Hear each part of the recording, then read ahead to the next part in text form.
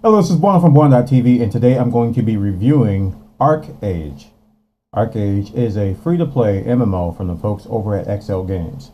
What a lot of people don't know is that ArcheAge has been around for a while. This game was released on January 15th, 2013 in South Korea. It later came to Japan and then ultimately to Russia, and then finally it got published by Tryon Games to North America and the EU. It is marketed as a free-to-play game, and that's the first point I want to kind of talk about initially. The free-to-play moniker comes with a lot of caveats and a lot of trade-offs. One thing I want to say is that for ArcheAge is that it's not really a free-to-play game. It's more of a free-to-try game. Free-to-try meaning that you can download the game for free, create a character, do quests, check out the controls, make sure it works on your computer, check out the combat and all that good stuff. But what Tryon Games, what XL Games has done is that the free-to-play has an enormous amount of limitations version over the paid version, which costs about $15 a month. So I like to call it a free-to-try. So throughout this review, I'm going to be calling it free-to-try. I'm going to be reiterating points about that as to why the free-to-play version is very limited, and you shouldn't really play this game as a free-to-play game for an extended amount of time, and we'll talk about that. So that's one of the things I want to lead out with. I hope you all enjoyed the review. Please leave messages and comments. If any corrections or anything you have any concerns about, let me know in the comments, and we'll get going with that. All right, guys, enjoy the ArcheAge review. So this review is going to be organized as follows. First, I'm going to talk about the cons. I like to talk about the bad first because it's so enjoyable. Just joking. And then we're going to talk about the pros, and then finally I'm going to summarize everything and give you guys my final rating and sort of a summary and a recommendation of who should be playing this game. So the first thing we're going to talk about are cons. Cons, these are things that are negatives for the game. These are things that I think may impact your enjoyability and may make you rage and uninstall the game. The first thing is the questing. This game is marketed as a sand park. Okay, and what they're doing is that they're combining the idea of a theme park MMO like World of Warcraft. Yeah, and they're combining aspects of a sandbox type of an MMO, such as EVE Online. So it's called a sand park. It's got both elements. When you're first thrown into the game, you're going to be instantly shown all of the theme park elements of the game. To me, this is the worst part of the game. It's really terrible, really bad, really bland. Really, it shows no any kind of innovation, any kind of any type of effort. You go through these quests. They tell you to go click here, collect this, kill 7 of these, kill 8 of these, and this has been in MMOs forever. It's a necessary component. I mean, I'm not saying it shouldn't be in there, but the types of quests that they have in this game are very bland and dry. And once you get to about level 30 or 35, you're not going to want to do them anymore. You're going to say, forget this. I mean, some people rage quit. They're like, I can't stand these quests. Now, thankfully, when I talk about the pros, I'll talk about some alternate ways to level. But if your forte in MMOs is to level using quests to max level, or you do a lot of questing, you just love questing, you're going to hate ArcheAge because the questing sucks. It's really bad. The next thing I want to talk about is the combat. The combat in this game is actually okay. I like to call it average, but overall it gets a meh type of a rating. It's okay. It's got some elements of some of the traditional tap targeting MMOs out there like World of Warcraft. It's got some action attributes in that there's not a lot of rooted abilities with most of the classes. Some of the mage classes have some abilities that you can't move and you have to channel, but that's understandable. It's got the typical action bars that you can set up. There's no macros that can be set up. There's nothing like that, and it's okay. But overall, I'd say it's below average because it's got some aspects that are average. It's got some no real aspects that are above average. Everything is pretty much average or below average. And when you get into a large battle, when I talk about one of the other cons, you're going to see that it really hinders the game in some ways. So combat's not the best It's no Terra. It is no Guild Wars. It is nowhere near those types of games. The next con I want to talk about is the slot machine. Bwana, what are you talking about? The slot machine? What's a slot machine? Well, this game kind of has a goal sink, and it's called regrade or tempering. This is where you can spend money, gold or real money, to buy certain things in the game to improve your weapons or improve your armor. And it's kind of got this RNG thing going on. An RNG thing going on. I'm live right now, so you're probably going to hear some people following. It's got some RNG elements, but the problem is that with this slot machine, it is ridiculous, and that's the only word I can think of. It is absolutely ridiculous. Essentially, you throw in a bunch of money to buy certain elements in the game to improve your chances of improving your weapon quality or armor quality. Okay, and then you go through the regrade process, which costs gold. So you have to pay like a certain amount of gold just to try. Oh, but there's a chance, a very slight chance. I don't even want to say slight chance. There's a big chance you're either going to get something worse or you're going to break your item. At the highest levels of this regrade, you can have a chance to break your item.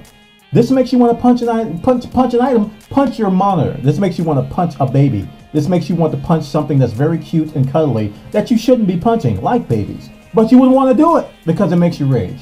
Okay? And you sink money, gold. And one thing about this game, there is an element in the game that allows you to convert your own hard-earned money in real life to in-game currency. Nothing wrong with that. I like it in EVE Online. I like it in a lot of other games that have tried to do it, like Rift, and then Terra did it, and WildStar is doing it. They allow you to buy an item that you can put up on the auction house with real money, and then you can sell that on the auction house and get gold. So people are buying gold both that way and illegally through bots to do this regrade system. And like, Bwana, isn't that pay to win? Heck no, that's a slot machine. What they do is that they just keep pumping money into the slot machine, pulling the lever, pulling the lever, pulling the lever, pulling the lever, pulling the lever. You can throw thousands of dollars in this thing and get jack. You'll get nothing. So it's nowhere near pay to win. It is a slot machine. It is a Vegas scam. It's like going to Las Vegas with $20,000 in your pocket, spending it all on a slot machine, and probably winning 1,000. Is that worth it? Is that pay to win? I think that's pay to lose, if you ask me. That is some serious RNG stupidness. Definitely one of the worst parts of the game. I can't stand this whole system. It's a slot machine and it's ridiculous. Okay, the next thing I want to talk about is the land placement. One of the aspects of ArcheAge is that you can own land. You can own a house. You can put down farms. You can put down crafting stations in certain designated areas in the game that are called housing provinces or housing districts. Now, why is this land placement stupid? Bwana, that sounds really, really cool. Well, the problem is with this land placement system is that the boundaries are stupid. They're stupid. They're stupid. And then let me explain. What they do is that they give you only a certain amount of the world, okay, that you can put these houses in. But they put the boundaries in stupid angles. They're like in these angles, like going at a 45-degree angle, and this one's going 90 degrees. So if you want to put a house on the corner lot, no, they don't allow you to do that because the borders are going in the angle. And it makes no sense. If you see the borders that they have in the game, they make no sense. In some parts of the world, you can put a house on the side of a mountain. They don't care about borders there. Oh, but when you go to another part, it's like, nope, we're just going to go straight, and then we're going to cut. We're just going to cut 60 degrees up, and if you want to put a house there, no, you can't. Because reasons. Because we're XL Games and we say so. And whatever we say matters. And whatever you say doesn't. Haha. Put more money in the slot machine. Give us money. I can't stand it. It's stupid. It's so dumb. Land placement drives you nuts. And the reason why it drives you nuts is because land is a valuable commodity. Everybody's going after it. Every little inch matters. Everybody's looking for 8x8 slots. Everybody's looking for 16x16s. Everybody's looking for 24x24s. You go to a spot, you see a 23x22.5 section. It's like, why would you do that? I mean, all the houses are compact together, but that last part, it's like somebody just failed to calculate. They're like, our 24x17 times 68 minus 42 equals pie times cake equals cheesecake. Okay, let's go. Oh, let's ship it. We're XL Games. Give us more money. Land placement is stupid. Okay, the next thing I want to talk about is instability. Instability. The client in this game is terrible. It boggles the mind that the game has been out 2 years and it is this bad. It crashes over and over and over and over and over and over and over and over and over and over and over and over and over and over and over again. It keeps crashing.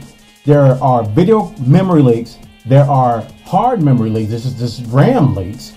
You run the game for a certain amount of time, you get this massive texture popping. There's just crazy netcode. I'm gonna talk about the netcode now. When you PvP, people just skipping around, jumping around everywhere. You get more than 40 people in the zone, freaking forget about it. Oh, hey guild, let's all go fishing, because the game has fishing. Let's take our 20 fishing boats over here and catch some marlin. Ha ha ha, let's go. You go over there, everybody's like a freaking slideshow because the netcode sucks. It sucks, it's terrible. It is really, really bad. Just a really, really bad client overall, both in client stability, network stability, and there's maintenance every other day. So it is frustrating. It is so, it's infuriating, all the problems that this client has, and people are doing all kinds of stuff. That let me tell you something that's stupid. This is an example. You have to go, this is one of the optimizations. You go into the UI settings, you set your UI scaling to 80%. Okay, you know how you got the buttons and stuff. You can scale it down to 80%. That gives you 10 frames per second of an increase in performance. What kind of nonsense is that? I make the buttons smaller and it makes the game faster? What kind of a nutcase coded this? So it's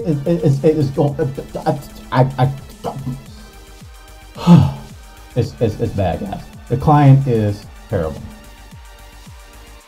The last thing I want to talk about is probably why people are leaving the game.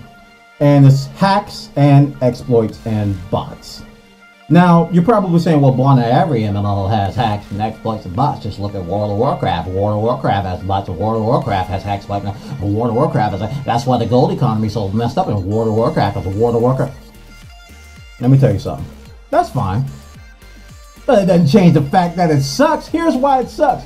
Oh, let's say you're walking along Rookborn, you're like, oh my goodness, there's a 16 by 16 plot over there. I can finally put my house down and actually raise some animals. Let's go over there and do it. So you walk over there, you try to put your house down, and you're waiting for that house that's there to be demolished. This is a thing in the game. If you don't pay your taxes, your house gets demolished. That's not important. You're waiting to put your house down. There's a bunch of other people waiting too. All of a sudden, a house disappears. You're like, where did that come from? Who did that? And it's somebody that's running a program that's not even logged in that took that spot and wasn't even in the game. Makes you want to punch something. Yes, it does. Because land is so valuable. Land is so great. And these idiots are hacking. Oh, okay, another example. You're running around mining. You're like, I've been mining on the ArcheAge all the live long day. And then you're like, okay, I got 300 stone. I only got 200 more to go. In comes a wave of bots that's just running stupid. And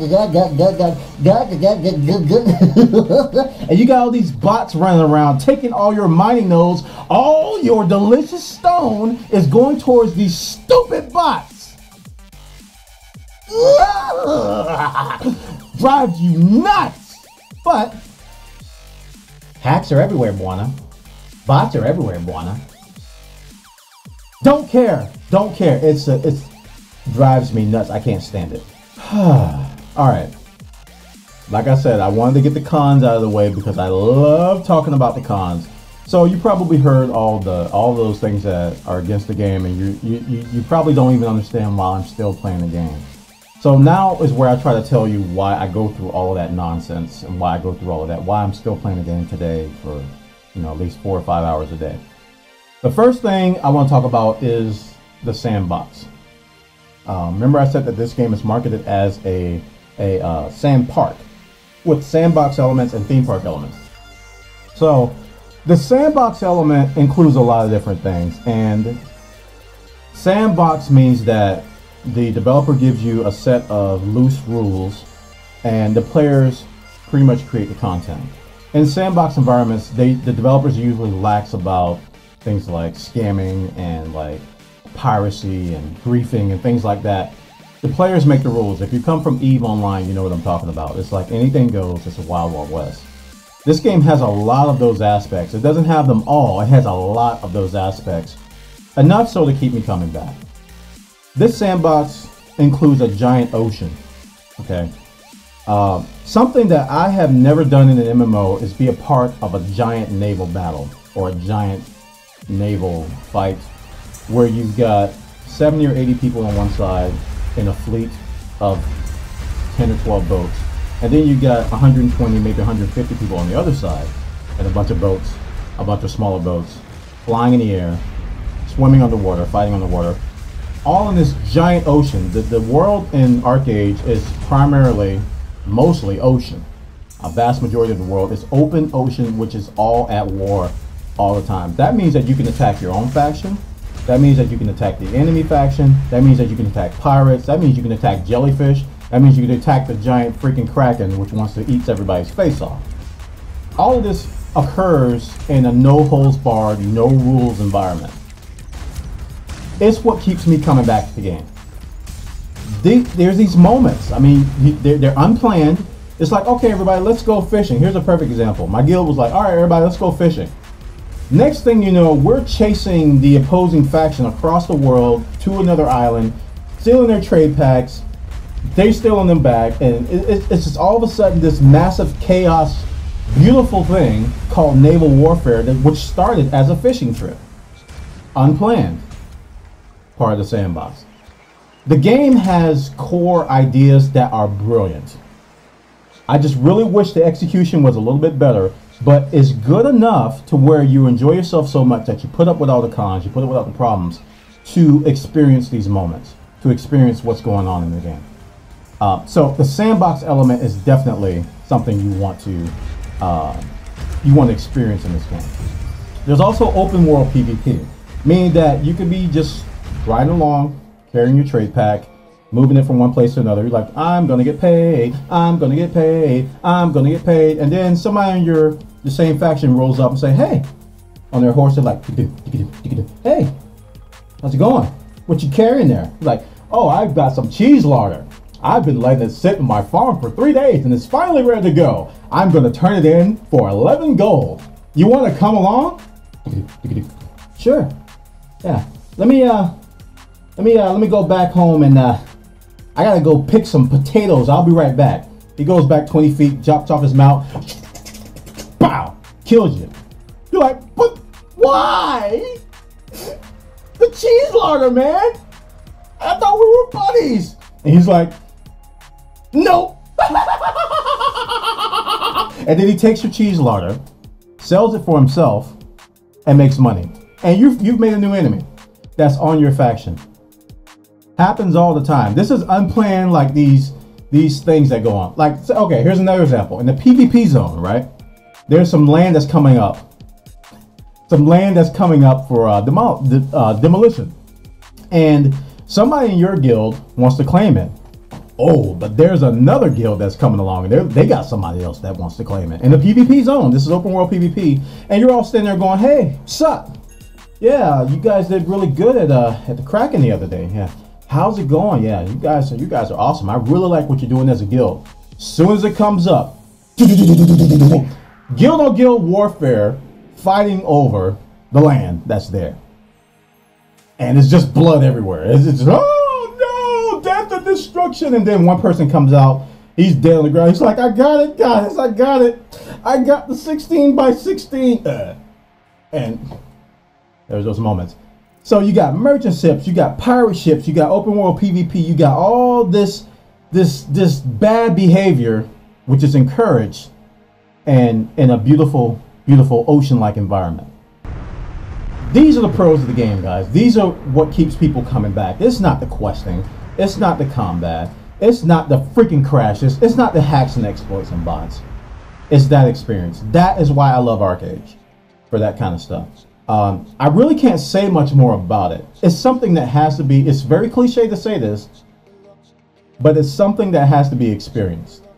Just like in EVE Online, where you're in a court versus court battle, and something really epic happens that you try to explain it to somebody and they go, all right, this looks like spreadsheets in space to me. And you're like, but no, man, we were at this wormhole, and then this guy came out, and then they brought their super cap, and all of a sudden we were fighting, and you're like, oh, okay, cool, man, I'm going to play WoW. You know, it's something you have to experience, and I try to explain to people. I'm like, I'll spend most of my streams playing ArcheAge complaining. People are like, why are you still playing this game? It's because of moments like that. So those are my pros, guys. The Sandbox. One thing I didn't mention I want to talk about is gliding and exploration. This game encourages you to explore. It's an open, seamless world. It's not instance. It's like everywhere you go is seamless. You can glide from one continent to the next without loading once. And essentially, there's an element in the game called gliding, where you have a glider and you can pretty much glide in the air, not fly, but glide across the world, exploring, looking for resources, looking for people to kill, looking for fish, you know, looking for all kinds of cool stuff. It encourages that. It encourages you to go out and just do whatever.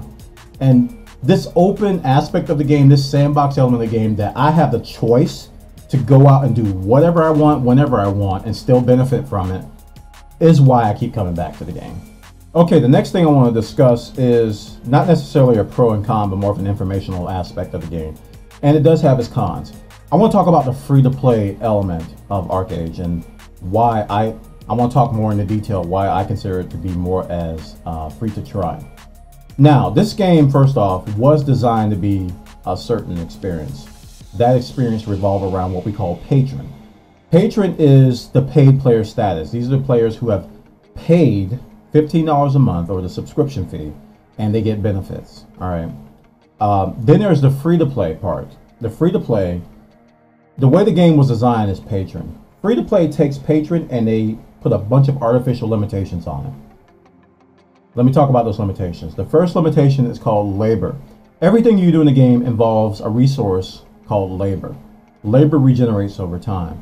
If you want to open a coin purse that a mob drops, you have to spend labor. If you want to plant or harvest goods on a farm, you need to use labor. If you want to raise animals, you need to use labor. If you want to turn in and move trade packs, you need labor. If you need to craft anything, you need labor. Everything that is lucrative and makes money in this game that you would want to do involves labor. Now let's talk about the labor regeneration rate and the differences between free-to-play and pay-to-play. The free-to-play, well, let's first talk about the patron. Patron gives you 10 labor per 5 minutes. So once you're in the game, you generate 10 labor per 5 minutes, and once you're offline, you generate 5 labor per 5 minutes. I may be wrong on this, but you guys will correct me. Just know that there's a regeneration rate with Patron. Free to play, you do not regenerate labor when you're offline. Free to play, you only generate 5 labor per 5 minutes while you're online. So this is why this game had a big problem at launch with free to play people, and even pay to play people, not logging out, because you get more labor regeneration the more you're in the game. So as you can see, there's a big limitation there. Everything that, a lot of the aspects that make money in this game are hindered by labor. I mean, labor is kind of the buffer. It's kind of like it's the dampener. That's the word I like to use. It's a dampener. It slows you down in certain things that you can probably go too fast in progression in the game. The way I see it, I don't have a problem with labor from a patron perspective. When you go to free to play, it becomes ridiculous. It becomes almost laughable. And that is a severe limitation on free to play. Another limitation on free to play is that only patron accounts can own land. Only patron accounts can own land, place farm, and place houses. That's a big deal because you can make a lot of money in the game. You can do a lot of things easier by owning land. You can get a lot of resources by owning land. Free to play accounts are limited with that. So that's why I call it free to try. The game is designed to be patron with all those aspects that I talked about with patron. They took away things to make free to play. That's usually what you do in a demo. when you do a demo of a game, you don't have everything in a demo. There's only certain levels, certain guns. If you're playing a free-to-play, you're playing a shooter, certain abilities or certain loot that you can get if you're playing like an RPG. A demo is a scaled-down version of the full game to try it, to see if you want to keep playing it, to try it out, to see if your PC can run it, to see if you like the combat, to see if you like the graphics, to see if you like the game. For what ArcheAge calls free-to-play, I think is great as a demo. You should not play ArcheAge as a free-to-play game in an extended amount of time. Now, with all that said, with the free-to-play version, you do have the capability of moving to a patron status by using in-game gold. So if you've got the initiative, if you've got the time is a big thing, you can grind out quests and do those limitation things on a free-to-play account, earn enough gold to buy an in-game item on the auction house called Apex. Okay, and with these Apex, you can then convert that into a patron 30-day period, a patron 30-day grant. So it's very similar to what we have in EVE Online, where they have Plex. Somebody buys a Plex with real money, they sell it on the auction house, and then people can use that Plex for 30 days of game time. Also, with this Apex, people can buy 2 Apex, convert that into 30 days of game time. So there is a good thing about the free-to-play option. It's like a demo with an option to go to paid without paying any money. But it is not easy. Like I said, all those limitations: labor, no land, and you're basically limited to mainly just quests and coin purses that drop off of mobs, which can be a very grindy experience. And I think that experience is not what ArcheAge is. I don't think that experience is what you get with ArcheAge as a paid account. That's why I say the game is designed to be,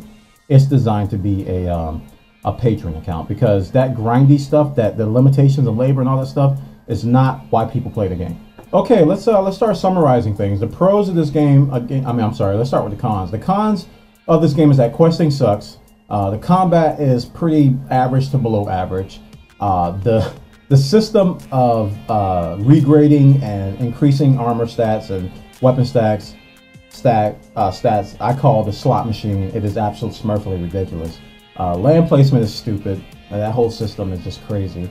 The client and the game is just unstable. It's very, very bad in terms of client stability and network stability, and there's just too much maintenance going on. It's just really unstable. And the hacks and exploits and bots can really make things challenging and very frustrating. Given all those previous cons that I named, it compounds on top of those. The pros, however, is that this game offers a sandbox, and it gives you player experiences which can't be experienced in a traditional PvE hard rule set game. A lot of the things that are happening are those moments, if you will. Very true to what happens in games like EVE Online, where you just have these moments that you really can't describe in words. It's just epic. Like if you're in the ocean and a massive naval PvP and a lot of a big fight between 2 large guilds. It's a lot of things that can't be described. Even with all the cons I named, it makes for a really good experience. The farming, crafting, and trade system in game is outstanding. The core ideas are brilliant. The execution is not. And I think since those ideas are there, it pretty much overcomes a lot of the cons in some areas, to where the player is able to put up with those things just to experience those things. And don't forget the whole free-to-play thing. Don't look at ArcheAge as a free-to-play game. Please don't look at it as a free-to-play game. Look at it as a free-to-try game with an option to use your in-game money to go to a paid status. And that's pretty much what I want you to tell others, if you believe me in that regard. Overall, I rate this game probably around a 7.5 to 8 out of 10, and I usually lean towards a 7.5. And for all the beautiful experiences that I experienced in the game and why I'm still playing it, for every beautiful experience, there's 10 to 12 things that annoy the heck out of me and make me just want to rage. It's a frustrating process. It's a frustrating game because it can be so great, but it's hindered by stupid problems. It's hindered by stupid things. So a 7.5 out of 10, I think, is a fair rating, because I think those player experiences drive that up. If it weren't for the player experiences, this would easily be a 4 or 5 out of 10. it would be that low. Because there's a lot of problems with ArcheAge. It is nowhere near perfect. It is nowhere near stable. There's a lot of other MMOs that got a lot less users and a lot less publicity that are much more stable and don't crash as much and have that many maintenance cycles. I mean, people are still having problems with their patron account. People are getting banned left and right. I believe some people are getting banned unfairly because they're trying to drive out the bots. So people are getting banned. So the support tickets are taking forever. It's just an overall bad experience. But like again, I said, the pros are it's such a brilliant core concept in the game that it keeps you coming back, even though the process and the actual experience is really bad in terms of the client stability and those types of things. So I'm going to recommend the game that you try it, at least try it. And there's two levels of recommendation. If you're kind of skeptic, all right, you're like, all right, I don't know, I'm gonna see how the game is. You should just download the game, play it free to play. Don't even worry about the patron stuff. See if you can deal with some of those cons. A lot of the cons that I talked about can be experienced through the free to play stuff. You don't have to be a patron to see all the stuff that's wrong with the game. So I think if you're on the fence, you should at least try it. Now, if I convince you to play the game, you're like, boy, that sounds awesome, I will deal with that stuff, then I highly recommend you just start the game with patron. Go ahead and pay for 1 month, which is about $15 a month. Pay for 1 month, play the game, start off as patron if you're serious about playing it. You don't want to go through free to play if you can help it. If you got the money, go ahead and start as patron, and you'll get over these things that I'm talking about over time. It hurts, painful, it's like an initiation process. It's like you're joining a frat. Crazy, but it's beautiful once you get to the sandbox part of this game. So this is ArcheAge, guys. I hope you all enjoyed it. I try not to go too long, and you'll find me playing this game quite often at twitch.tv/Bwana. I even got some clips up of our guild doing some operations and stuff, and we do have a guild. I'm up on Salfira, the Salfira NA server, and we have a lot of fun over there. You guys should definitely come to that server if you want to check me out. My ID is Bwana in the game. You can add me to your friends list. You can come by my farm, check out my animals and all that kind of good stuff if you decide to play the game. All right, this is Bwana from Bwana.tv. This is my review of ArcheAge, the free-to-try MMORPG from XL Games and Tryon Games.